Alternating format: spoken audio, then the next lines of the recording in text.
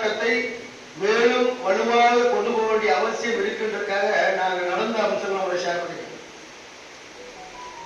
3 அமைச்சர்களோடு ஒரு பேச்சுவார்த்தை நடத்துறோம். அவர் யாரு? ஏவா வேலு, தங்கம் தென்னரசு, அடுத்து இவர் அன்பில் மகேஷ். அவர் சீனியர் வந்து ஏவா வேலு. முற்றுகை நடத்திடக்கூடாதுன்னு ஸ்டாலின் வந்து ஜாக்டோஜி வந்து போய் பேசியிருக்காங்க. வந்தாங்க. ஏவா வேலு வரும்பொழுது கரெக்டா நாம் என்ன தீர்மானித்தோமோ, நாம் என்ன சொன்னோமோ அது நடந்தது. யாரும் அமைச்சர்களாகவோ அல்லது வந்து அந்த ஆட்சியாளருடைய அந்த கெத்தெல்லாம் கிடையாது. சும்மா பேருக்கு வேணா வந்து அங்கங்க ஏதாவது பண்ணிட்டு இருப்பாங்க. வரும்போதே ஆரம்பிச்சார்.